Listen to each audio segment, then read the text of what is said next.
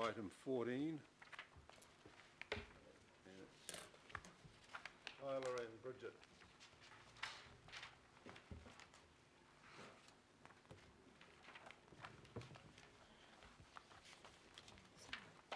So the submission is there, or the answers, or in the submission. So, is there any other matters you want to raise with this? Would you want to? Yes, Chair. We'd like to just introduce an amendment regarding the topic of GMOs into the submission. We missed it in our initial scan, so we apologise for that. What we'd like to say is that the proposed NES will permit the release of genetically modified organisms into the environment. This is against the proposed unitary plan, and we'd like this to be deleted. Okay. Councillor Walker. Yeah, I'll just speak further to that particular item. It's what was your name? Tyler. Tyler's absolutely right. It's at odds with our position on the unitary plan. But further to that, it's also at odds with the position of all the members of the Inter-Council Working Party on Genetically Modified Organisms that we're part of. And definitely we need to be picking up on that issue, and I would suggest that we present our submission in a collaborative relationship with the other councils. I've forwarded Barbara the submission of the Wellington District Council on this, which gives the position, but then it also gives the reasons, and the reasons are fairly extensive, and those reasons also cover off the reference to our position in the unitary plan process. So that would be my recommendation. The work's already been done for us in terms of the submission. It's easy enough for us just to bolt that on, and Barbara's got that submission before her, which is the position from the Whangarei District Council, and I'm fairly confident that it's very much the same position of the other members like Far North and the like, and it mentions our council in there. Okay, and for those councillors that aren't familiar, part of the reasoning why we've got the provisions in the unitary plan and why we take this position is the legal advice that we've received indicates that if we don't, there has no legislation, doesn't cover off liability that effectively falls on councils such as us, and we have to pick up or could be liable for picking up that cost, and that cost could be significant. The other issue is also around branding and the impact that it would have on the burgeoning organics industry and other parts of New Zealand where it's a very significant issue. Talking about planting forestry. Yeah. Okay, thank you. Councillor Darby, did you wish to speak this? No. Oh, no. Councillor Cashmore. Yes, thanks, Mr. Chair. Thank you, guys. A couple of things. First of all, with the GMOs, do you know if there's a legal challenge being taken before the Unitary Plan Hearings Commissioners about council's ability to have a stance on GMOs? No, I don't. Okay. Well, it's my information that there is. Okay. The other question I have is to do with your submission.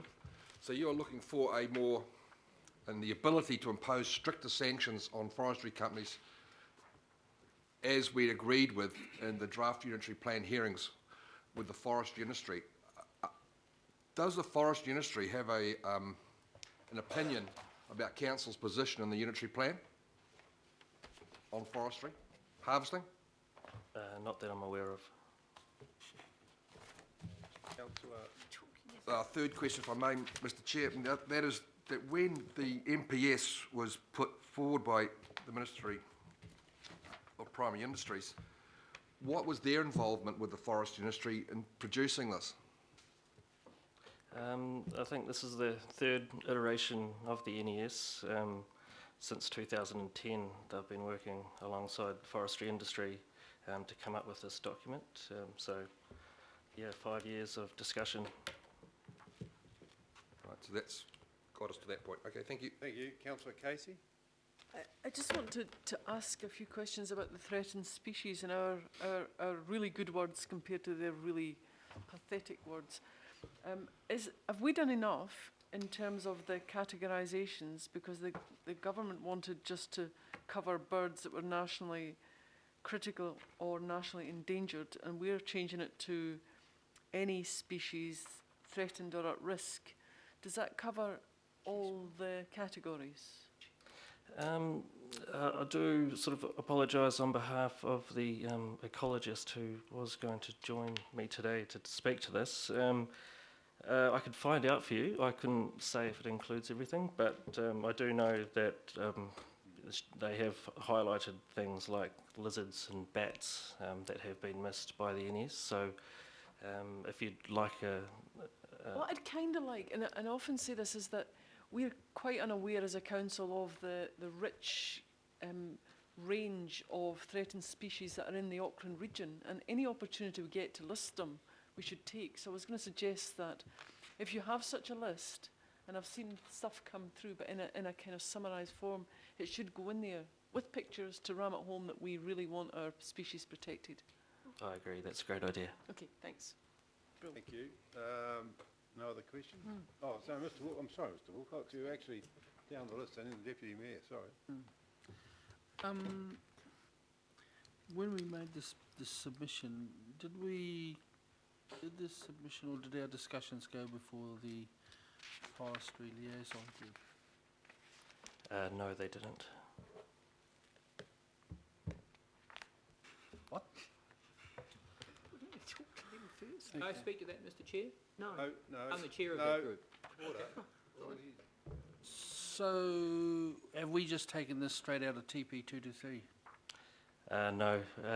The feedback that has gone into drafting the submission came from consents, compliance, REMU, INES, the unitary plan team, and the strategy and policy teams of council. I'm not too sure if any of the people that provided input regularly turn up to the forestry liaison group, but there was a considerable amount of input from cross-council teams. Mr Chair, this is very concerning. We have a forestry liaison group. I would have thought that at least we would have contacted them to get some kind of discussion or to get some kind of flavour as to what the forestry industry within Auckland felt about this and where they felt we were going. I mean, there's been considerable dissatisfaction with a lot of the aspects of TP 223 and also with its with actually that the institutional knowledge within Auckland is actually a lot of it is as far as forestry operations and the controls that are required in TP 223 is actually within the forest industry. So I'm very concerned that we haven't contacted anybody, and especially our own organisation, that we have the forestry liaison group. Through you, Mr Chair? Yeah, just I might say something to that. The Forestry Liaison Group, in terms of my perspective on it, is an opportunity for council and the industry to get together and discuss issues that face the industry in general. Had we taken our submission to that forum, I can imagine that there may have been disagreement between the industry and us in terms of how we view this NES. The industry will be making their own submissions. The various companies involved and other specialists will be making their own submission on the NES and how it affects them directly, as we have. In terms of TP 223, our submission only really discusses that in terms of a concern that the NES won't have any kind of framework or technical publication that goes along with it. We're not necessarily saying that TP 223 is the best thing in the world to have. At the moment, it's what we do have, and the NES doesn't have a technical document that goes along with it currently, which we think simply is a gap in that legislation. Councillor Holtz.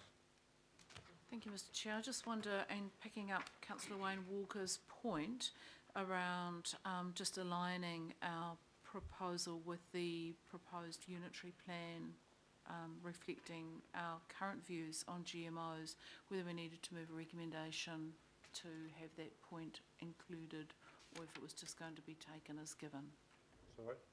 Are we going to move a recommendation to include the points that have been made to pick up the GMO status as reflected in our proposed unitary plan? We're asked on page 72 to make that decision.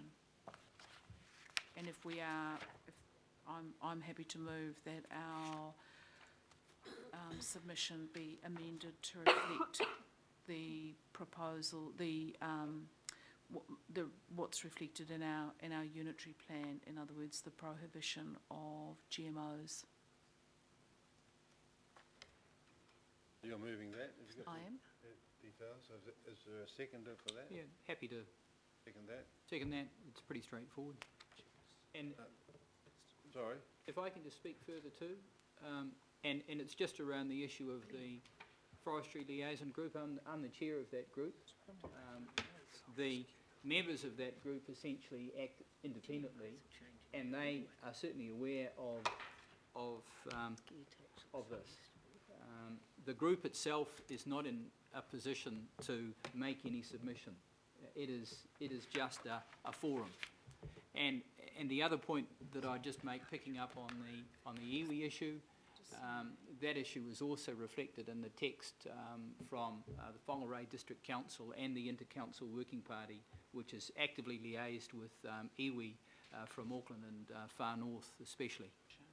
Look, at the moment, I know there's a motion on the floor, but I think I'd like to get more information so that we could be briefed and given more of an in-depth understanding of the issue.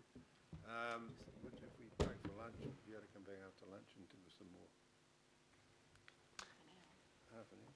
Yeah, so let's do that.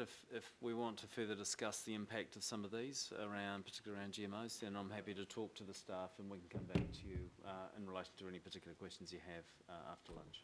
Okay, well, we may do that. I don't want to break this in halfway through, but I do think that it would be good to get the senior officers to actually be able to explain to councillors what the ramifications, the impacts of this are. So I'm going to propose that we do that. We break for lunch. We come back, have half an hour for lunch and come back at 20 to 2. And we can then get some more of understanding of this and hopefully wrap it up. And we've got a workshop starting at 2 o'clock. So we'll just have to see how we go. But this may Point of take- order, Mr Chairman. Yes? I thought we were just aligning this with the unitary plan. I don't see the need for more information. It's pretty straightforward. We've already gone through an enormous amount of debate and consultation to reach the unitary plan position. So it's just about aligning the two. That's what I thought was I'm just going on what Councillor Cashmore was saying, which seems that there's a challenge to what's in the unitary plan.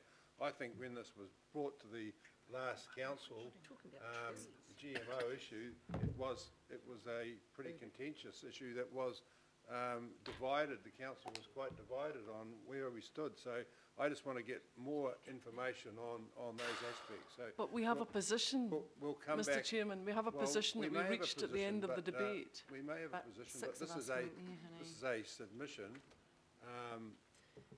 So we'll come back at 20 to 2, and we'll know exactly what the position is then. Okay? Thank you. We'll adjourn till 20 to 2.